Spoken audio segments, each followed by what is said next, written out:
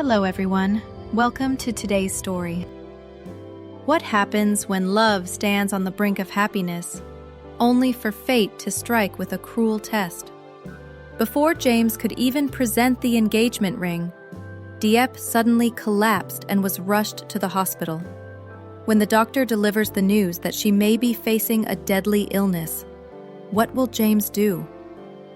Will he be strong enough to hide his pain and become Diep's pillar of strength? Or will he crumble beneath the weight of such merciless fate? Stay with us until the end to discover the answer. And don't forget to like, share, and subscribe to help our channel reach 1,000 followers, so we can continue bringing you stories that truly move the heart. In the small room of a guest house near the hospital, James sat in silence before the wooden table. The phone in his hand lit up, flooded with unread work messages. Projects, plans, endless responsibilities, all weighed heavily on his shoulders. Yet in this moment, his thoughts were only of Diep, the fragile girl lying in a hospital bed, weaker and more vulnerable than ever. He closed his eyes, drew a long breath, then dialed a call to Hung, his right hand at the company. His voice was low and hoarse, yet firm, as he entrusted all the critical work. "I'll be stepping away for a while. Every decision at the company, I trust you to handle it." Ending the call, James leaned back in his chair, his eyes rimmed red. Another number lit up on his screen. On the other end, his mother fell silent after hearing his request to look after Diep's farm in his stead. He knew it would not be easy, but right now, Diep needed rest, and he wanted her to feel complete peace of mind. Her eyes widened at first, then slowly softened. In that moment, she realized her son had never been so resolute, so earnest. Behind that determination was not only duty, but a love so profound nothing could shake it. James set the phone down on the table, his hands unconsciously clenching tight, veins standing stark against his wrists. A will unlike any he had ever known surged within him. All work, all pressure, everything else he could let go. But one thing he would never release. In the silent hospital room, the fluorescent light cast a pale hue across the tiled floor. The steady drip of the IV, the faint whir of the ceiling fan, and the occasional cough from the bed next door only deepened the heavy air. James entered, his suit still neat, but his eyes hollow from sleepless nights. He looked around and found Diep lying on her side, her face gaunt, lips cracked, her skin so pale it ached to see. The girl who once shone brightly in the fields now seemed small, fragile, like a leaf caught in a storm.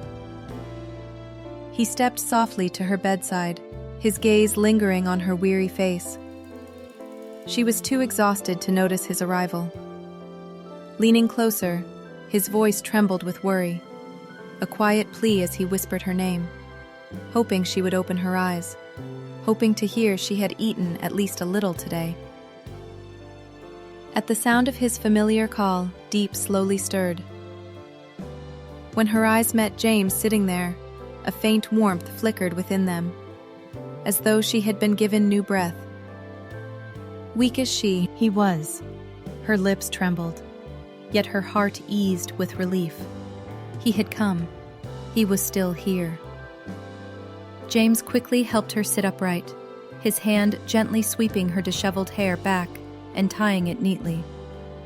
He rubbed her shoulders softly, every movement both careful and tender, as if trying to lift the weight of her weariness away.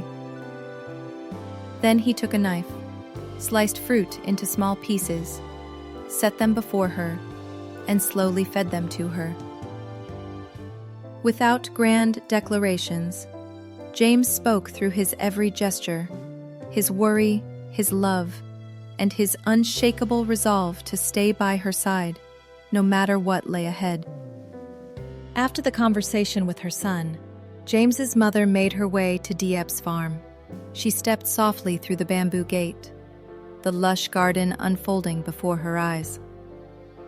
Though a trace of doubt still lingered in her gaze, her hands gently took up a bamboo broom, sweeping along the narrow paths strewn with fallen leaves.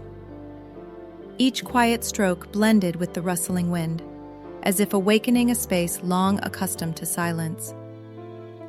Before the modest wooden house, its thatched roof darkened by time, she paused for a long while. A sigh escaped her chest. This was the very place her son always returned to, the place his heart had chosen to anchor itself, despite all the divides of wealth and class. The more she cleaned, the more she tended the vegetable rows and noticed the flocks of chickens clucking in the yard, the more her eyes lingered.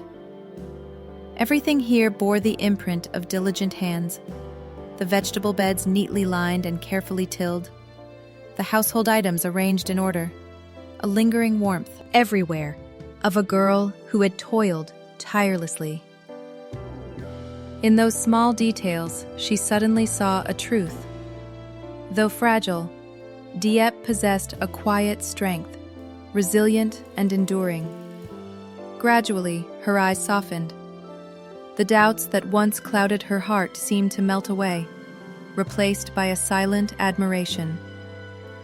And in that moment, she began to understand why James, a successful man who could have everything, chose to return to this humble home and to entrust his heart entirely to a village girl like Diep. Outside at the farm, James's mother quietly tended each row of vegetables, sweeping along the narrow paths. She took on the work that Diep had once tirelessly cared for. And in that same moment, at the hospital, James was carrying another part of Diep's life, small, ordinary tasks that carried the weight of his profound love. He sat silently by the hospital bed, his eyes fixed on Diep's pale face. When she drifted off to sleep and slowly awoke again, James gently helped her sit up, taking the clean clothes he had washed and dried the day before. His hands moved slowly, fastening each button with care, cherishing every action, as though even the slightest touch might bring her pain. He patiently combed her disheveled hair, tying it neatly at the nape of her neck, each tender gesture a silent comfort. The late afternoon sunlight streamed through the hospital corridor, yellow and flickering, like a thin film of dust laid down by time. James carried a basin of freshly washed clothes, walking slowly up to the rooftop to hang them. The high wind swept across, carrying the faint scent of disinfectant mingled with the mustiness of damp fabric, sharp, yet strangely familiar. He hung up each of Diep's shirts and scarves on the clothesline, his hands trembling slightly, as if afraid he could not fully preserve even these smallest things for her. The garments fluttered in the wind, fragile and heart-rending, just like Diep herself, frail, quietly fighting an illness with no clear end. When he finished, James sat down on the old bench in the corner of the rooftop. Before him, the sky faded slowly into the hues of dusk, clouds first burning red, then paling away.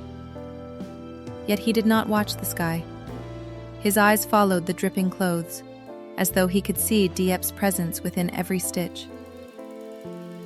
In his heart surged a boundless ache. Diep has endured far too much. Such a fragile girl, yet she lives with unyielding strength. Why must she suffer so deeply? The soft sound of footsteps behind him pulled James from his thoughts. He startled and turned. In the glow of sunset, Diep appeared, frail in her hospital gown, her eyes still shadowed with fatigue, yet filled with quiet resolve. She rested a hand lightly on the railing, slowly making her way to sit beside him. James quickly masked his unease, his voice tender with concern. "Are you feeling tired? Why did you come up here?" He reached out to smooth her tousled hair, his touch so careful as though even the slightest pressure might hurt her. But Diep gave no reply. Instead, she looked straight into his eyes. In that gaze lay something undeniable, the truth she had already sensed. "James," her voice trembled, "you don't have to hide it from me anymore. My illness, I can feel it. This body is mine. I know it's growing weaker." James's heart tightened. He gripped her hand firmly, forcing a smile though his lips quivered. He wanted to lie one more time, to say it was only exhaustion that art would make her well again. But when he met the clarity and sorrow in her eyes, he couldn't. Bowing his head, he let out a long breath, whispering, "The doctor said there's a chance it could be cancer. But it's only a chance. They still need to run more tests. I'm sorry for keeping it from you." In that moment, Diep's world seemed to collapse. Her thin shoulders trembled, tears welling in her eyes. She bit her lip but could not hold back, breaking into sobs. "So, it's all true." James quickly pulled her into his arms, holding her tight as if to shield that fragile world. His voice was hoarse, yet resolute. "Listen to me. No matter what it is, I'll be by your side. We'll face it together. Do you remember? They say a smile is worth 10 doses of medicine. I want you to trade your tears for a smile. Because every time you smile, the whole world lights up for me." He reached to wipe the tears from her cheeks, his voice deep and fervent. "Look, the sunset today is beautiful. But do you know something? As radiant as it is, it's only a fleeting moment. It's alone. But us, we're more beautiful than the sunset because we have each other here." The sun sank slowly, leaving two figures side by side on the hospital rooftop. A love that seemed fragile now burned stronger in the face of illness and tears. But will that smile, that love, be enough to carry Diep through the storms ahead? And James, the man who once seemed unshakable, will he have the strength to walk with her to the very end? The answer awaits in the episodes to come. Don't forget to like, share, and subscribe to support our channel in reaching 1,000 followers, and to stay with us for more stories that touch the heart.